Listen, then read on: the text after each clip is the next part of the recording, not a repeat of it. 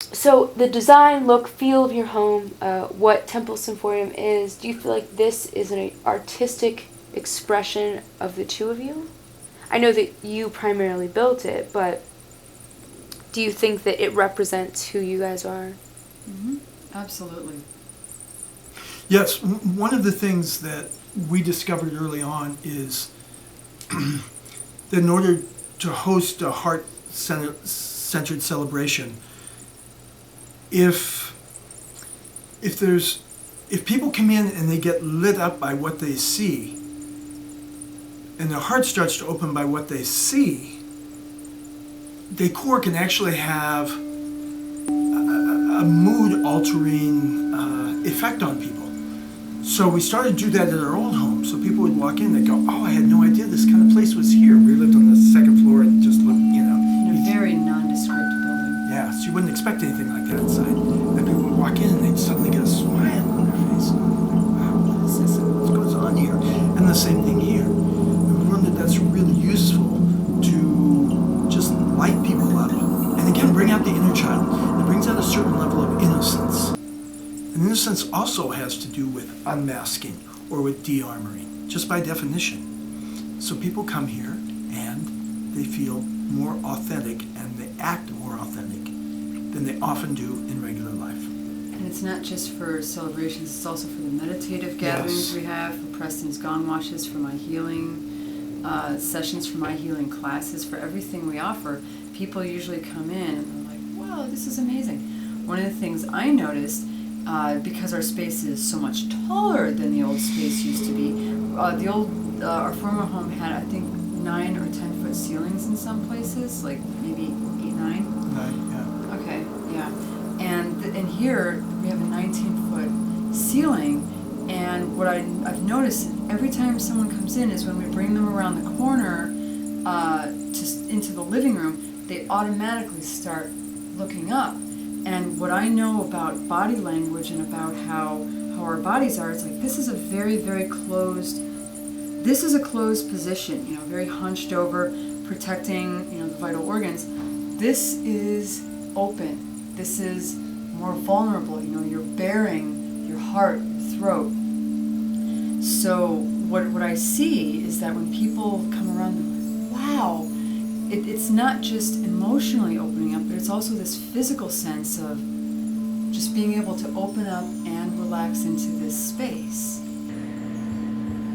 Allow yourself to be here in this space, to be charged up, to be inspired, to be transformed in some positive and wonderful way.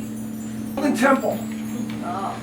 It's really quite beautiful up there. Go up there, spend some time. There's some little interesting toys and things, but it feels like a strange little temple.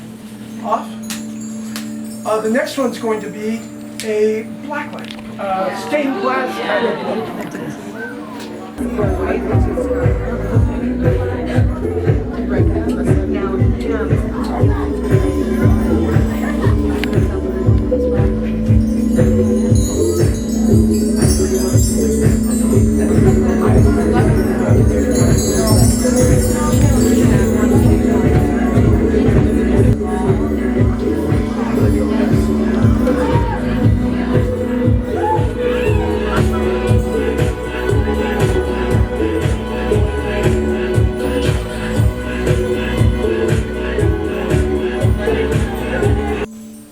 There's always something about temples too, where there's a vertical aspect. You walk into a temple and the energy arises or rises. And we have more of that here than we had in our old space too, which is one of the reasons we love it here. There's the air above that there's just this gesture that gets pulled out of you. And that has something to do with spirit. I'm not exactly sure how, but it does. So my last question would be, do you have any children together? And if not, why not? I'm going to let you handle that whole thing. Okay. We don't have any children together.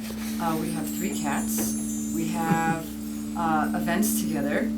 I used to joke that Throwing events was, Synphoria was like a really, really high maintenance, noisy child that kept us up very, very late.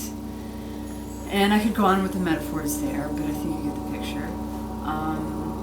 When we met, I had a son from a previous relationship. He was 5 at the time, going on 6, and he's always been a sweet, wonderful guy in my life. And a few years after he was born, before I met Preston, I thought about it very deeply, and I made the choice and decided I was done. I was complete with having children. So I went and had my tubes tied. So when we met, that possibility was pretty much off the table for us. I never knew whether I would be a father, whether I would have a child. It was nothing I was committed to, and I was not committed to not having children either. I met Emily, I fell in love with her. We made a commitment to each other, and sometime during that period, during the mating period, courting period, thank you. I learned that we would not have children. And so I faced that. Okay, now the decision is being made. If I stay with her, I won't have children. Yeah, I'm going to stay with her. Okay, I won't have children. And that's fine. And I've ended up being a stepfather for her son. And we get along